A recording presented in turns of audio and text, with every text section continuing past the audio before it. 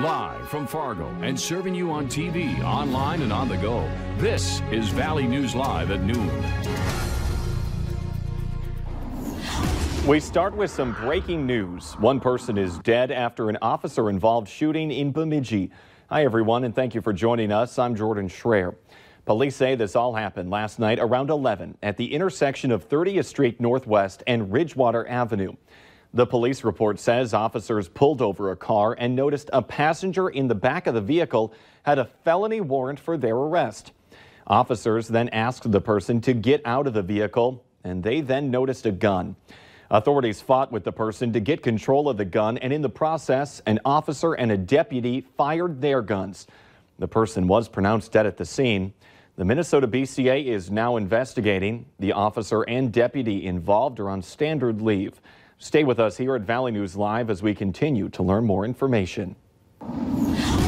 We have new information on the death of a former police chief who was shot in Becker County. Court documents show the man arrested in his death says it was an accident. 54-year-old Morris Dodd Jr. says he was hunting in the area and shot at a fawn to scare it off. Investigators say that shot went through a vehicle, hit and killed Jay Nelson. The Minnesota BCA found a spent shell casing where Dodd said he was hunting, and it matched the bullet found in Nelson. Dodd now faces a manslaughter charge and felon in possession of a firearm. Let's take that live look outside. Very gray skies out there. To see if it's going to clear up, let's check in with meteorologist Lisa Green.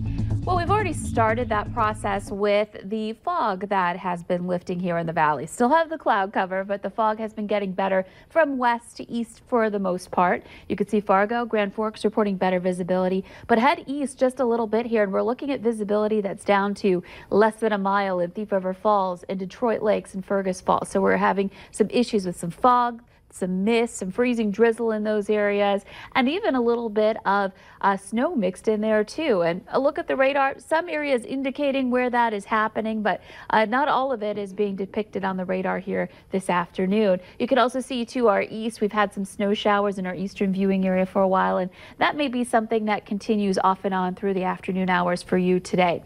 The system overall is moving eastward. We're starting to see that wind switch direction out of the northwest, and that is bringing in some drier air to the valley. Milder though, we're looking at 31 in Fargo currently, 27 in Grand Forks. We'll see maybe those temperatures rise a degree or two more before we kind of level things off here the rest of the afternoon. But bottom line, it's a lot warmer than it was to start the week, and we're starting to get out this moisture out of the valley here into the afternoon. We'll have more details on what we can expect the rest of the week and into the weekend too coming up in just a bit. All right, thank you, Lisa. The Fargo Police Department is alerting the public to a high-risk sex offender that's now living in South Fargo. Authorities say 29-year-old Michael Allen Jans is living at 103 22nd Street South. Jans was convicted in May of 2010 of gross sexual imposition in Burleigh County District Court.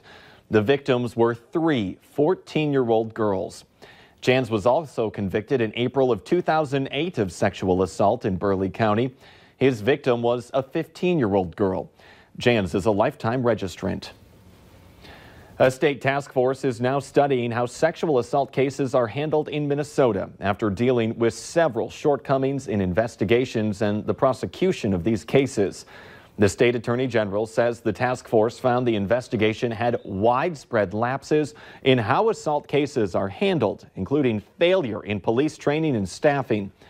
The report says some sexual assault cases are not prosecuted because of inadequate investigations, misunderstandings, or a lack of awareness for the role of trauma victim and survivors. The panel expects to release a final report with recommendations for the legislature on December 18th. Drivers heading down 4th Street in Fargo might be facing a short delay today. The westbound lane of 4th Street South between 7th and 8th Avenue South is closed for the repair of a private sewer. The lane will reopen this evening when the work is expected to be completed. It's still not too late to get your flu shot, and you can get one without an appointment tomorrow. Officials with Clay County Public Health announced that they'll be holding a flu shot clinic tomorrow. Clay County Public Health again is holding that from 8:30 to 4 p.m. tomorrow. Flu shots will be available for anyone age 6 months and older. The cost of the flu shot is $42. You're urged to bring your insurance card. Medicare and Minnesota medical assistance are accepted for the flu shots. The event will be held at the Clay County Family Service Center in Suite 105. That's at 715 11th Street North in Moorhead, Minnesota. For more information on this story, just go to our website and click on this story. In our consumer alert, does your holiday wish list include an iPhone? Then you might be interested to know which model is outselling all the others. Apple's iPhone XR is the company's best-selling model since it hit the market in October.